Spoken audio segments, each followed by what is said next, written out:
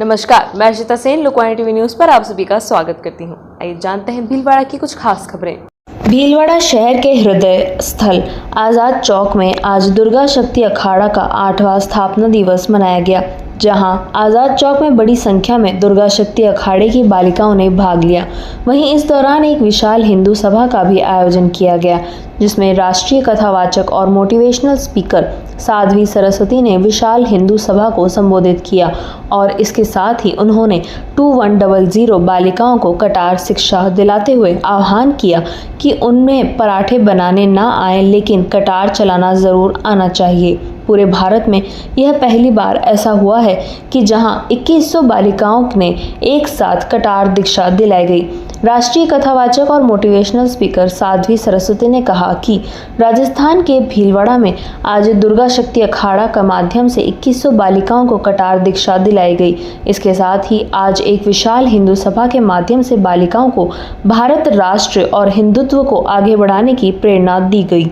इसके साथ ही सभा में कहा गया कि कोई भी भाई या बहन अपने जन्मदिन या खुशी के मौके पर कोई मिठाई नहीं देकर पेपर स्प्रे गिफ्ट करे, जिससे बालिकाएं अपनी आत्मरक्षा कर सके।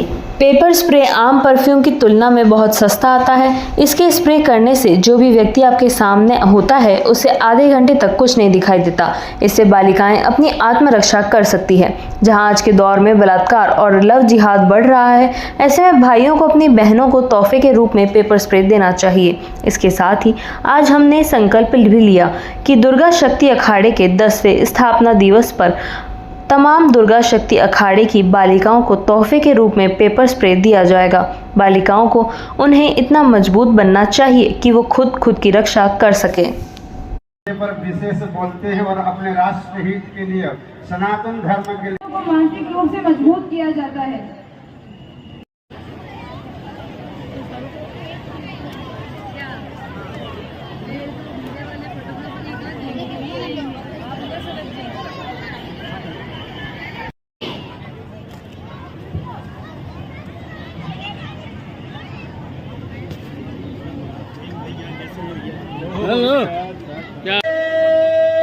वीर बजरंगे,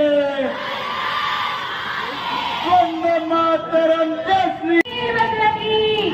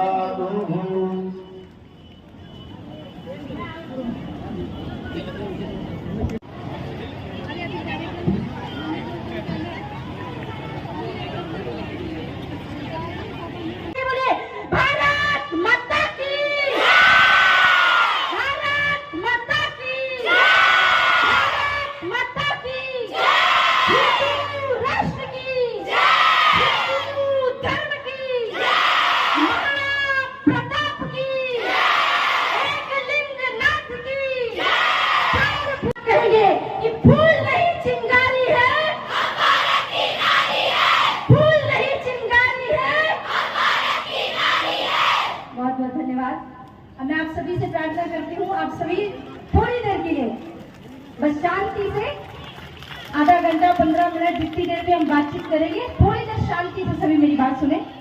कि पुरुष तो केवल एक कुल को नाम बढ़ाता है, लेकिन हमारी बहनें अपने 2 कुलों का नाम रोशन करती हैं। और अभी भी आपके होते हुए अगर हमारे दुर्गा शक्ति अखाड़े में भी 10,000 बहनें हैं, तो सीधे सीधे 50,000 लोगों को हमारे भाइयों ने जागृत कर दिया है। क्योंकि एक परिवार में 4 लोग 5 लोग तो होते ही है, तो सीधे सीधे वो 50,000 लोग दुर्गा शक्ति अखाड़े के माध्यम से हिंदुत्व की राह पे चल पड़े हैं।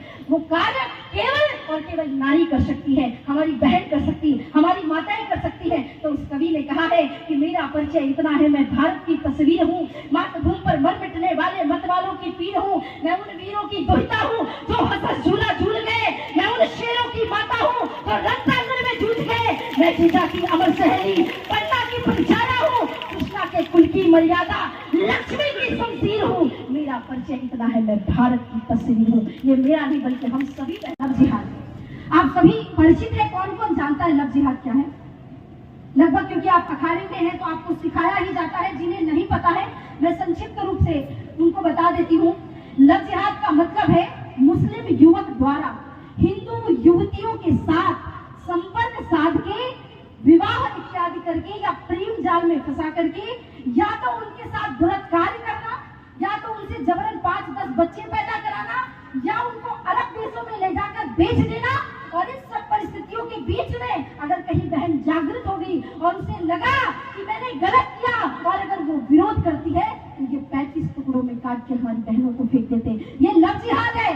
लव जिहाद की सबसे बड़ी सच्चाई क्या है पता है? अभी 2 मिनट बेटा। अभी युवक जो आपसे प्रेम के नाम पे, लव के नाम पे जिहाद करता है, उसका एक ही उद्देश्य है, आपका तन मन धन सब कुछ पूरी तरह से निचोड़ के हिंदुत्व को खत्म करना। क्योंकि इन्होंने भारतवर्ष को इस्लामिक राष्ट्र के रूप में देख लिया है।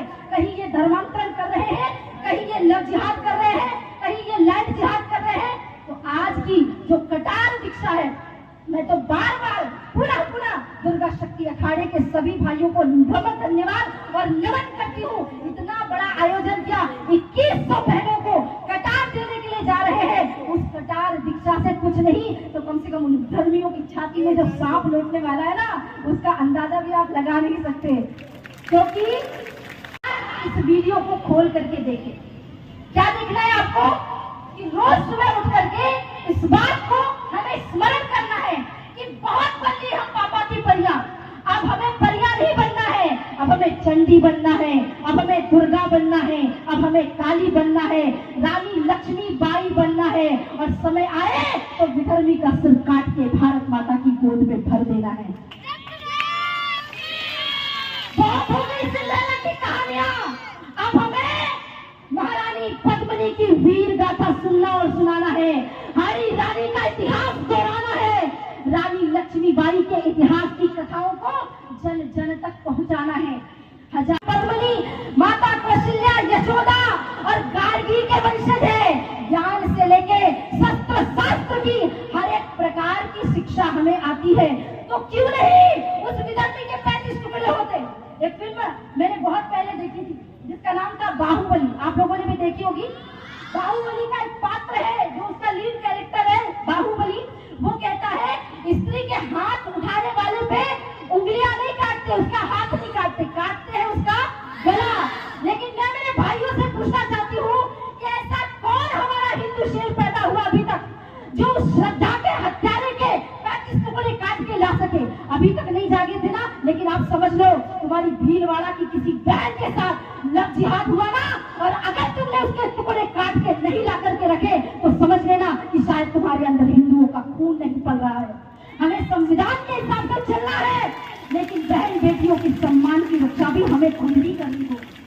शस्त्र शास्त्रों की रक्षा के लिए, अपने राष्ट्र की रक्षा के लिए, एक स्त्री के सम्मान को बचाए रखने के लिए, अपने देवी देवताओं के सम्मान हेतु और अपनी राष्ट्र की नदियों की धरोहर इत्यादि को बचाए रखने के लिए अगर शस्त्र भी उठाना पड़े तो वहाँ पे पाप नहीं लगता है। इसलिए अगर आपने विधर्मियों को ललकारने आई है, अपनी माँ का दूध पिया है, तो सामने से आकर युद्ध किया करो।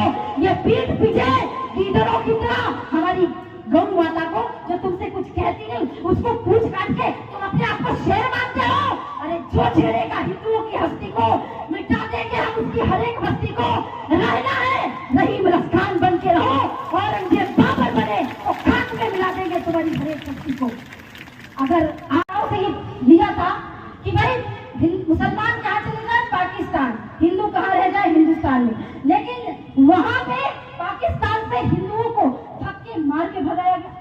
जो नहीं भागे उनको मार दिया गया, और जो नहीं मरना चाहते थे उनको धर्मांतरित कर दिया गया। यानी हिंदुओं का नामो निशान 14% से वो 3%, 4% पे आ गए। उसके बाद बात करें भारतवर्ष की तो बहुत कम लोग, भारत भूमि से बहुत कम मुसलमान गए, और जिनको रहना था यहाँ पे तथाकथित गवर्नमेंट ने कहा कि जिन मुसलमानों को देश में रहना है वो बड़े प्रेम से रह सकते। क्यों भाई, तुम्हारे बाप की धरती है, जब तुमने बांट दिया, पाकिस्तान उनको दे दिया, तो यहाँ पर रखने की क्या आवश्यकता थी? चलो यहाँ पर तुमने रख लिया, तो वो जो अनाधिकृत जमीनें थी जो मुसलमान यहाँ से छोड़ के गए थे वो हिंदुओं को मिलनी चाहिए, क्योंकि वहाँ की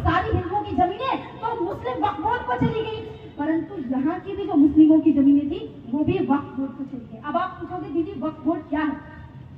एक वक्फ बोर्ड ऐसा वकीफा है जो मुसलमानों के धार्मिक चीजों के लिए वो इस्तेमाल करते हैं और उनके अंतर्गत उनकी सारी प्रॉपर्टी चलित और अनचलित प्रॉपर्टी सभी आती है। अब वक्फ बोर्ड के नियम आपको बता दूं कि वक्फ बोर्ड के कुछ नियम तो ऐसे हैं कि आप सुन के चकरा जाओगे। आपके घर के आंगन में अगर किसी मुस्लिम ने 50 दिन नमाज पढ़ ली तो वो आके कह देगा कि ये वक्फ की जमीन है, आप कोर्ट में केस भी नहीं कर सकते। इससे ज्यादा दुर्भाग्य की बात क्या हो सकती है? इसलिए इस मंच से, दुर्गा शक्ति अखाड़े से, क्योंकि हमारे पास राजनीतिक के लोग भी बैठे हुए हैं, मैं आपसे कहना चाहती हूँ भाई साहब कि हम भारत के यशस्वी प्रधानमंत्री से प्रार्थना करते हैं कि वक्फ बोर्ड पूरी तरह से इलीगल ही चीज है। इसके पीछे का मैं कारण बताती हूँ। वक्फ बाय यूजर है, तो मैं आपसे प्रस्ताव रखती हूँ कि अगर मुस्लिम लड़कों को, मुस्लिम बंधुओं को गरबा करने का इतना ही शौक है, माँ दुर्गा से इतना ही लगाव है, तो इस बार एक मस्जिद में भीलवाड़ा में गरबे का आयोजन करते हैं। मुस्लिम बहनों को भी बुलाओ, आपकी बहनों को भी बुलाओ, माताओं को भी बुलाओ, भाइयों को बुलाओ। साध्वी सरस्वती खुद आएगी अपना कार्यक्रम छोड़ के मस्जिद में गरबा करने के लिए, लेकिन आयोजन हमारा नहीं तुम्हारा होगा। अगर इतना ही लगाव है दुर्गा माता से तो मस्जिद में कराओ गरबा, अन्यथा पूरी तरह से बहिष्कार करो। आपका एक कल वो नारा हमने सुना था, किसी का झंडा कौन सा था, जोर से बोलो।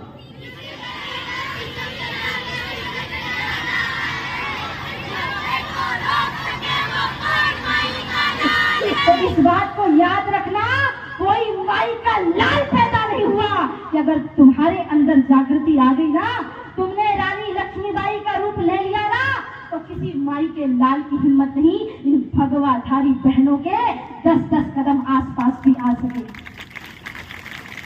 आप समझे नहीं हैं? और वास्तविकता में आज अगर यहाँ से समय मिलता तो मैं जाती वहां पर, परंतु मैं जा नहीं पाई।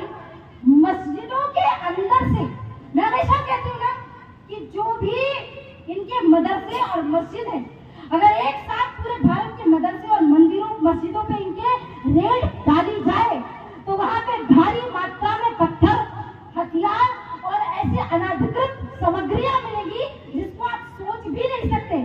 और वही घटना जहाजपुर में हुई, जिसके बारे में इन विधर्मियों के लिए जो भी कहा जाए वो कम है। इसलिए मैंने इस मंच से आपका आह्वान किया है कि अब करने की बारी है, कहने की बारी खत्म हो गई।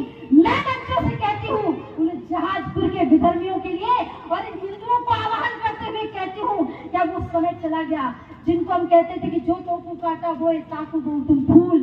जहाजपुर वालों के लिए लागू क्या होता है विधर्मियों के लिए? जो तोकू काटा बोए ताकू बो तुम भाला, और वो मुल्ला क्या याद रखेगा पड़ा हिंदू से पाला। ईद का जवाब पत्थर से देख दोगे तभी हमारा भारत देश विश्व गुरु के पद पे प्रतिष्ठित होगा। क्योंकि मैं सदैव कहती हूँ, और जो लोगों ने जगह जगह बोलते नहीं तो मिनी पाकिस्तान है, मिनी पाकिस्तान है। जिस दिन हिंदुओं की कतार जागृत होगी, राष्ट्रीय स्वयंसेवक संघ के द्वितीय सर संचालक कुछ गुरु जी कहते हैं, हिंदवः सहोदरा सर्वे न हिंदू बच्चों भवे। आज से ये संकल्प लेकर के जाओ, हम सब हिंदू एक है।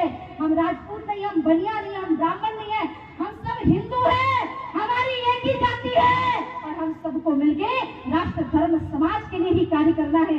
मैं सदैव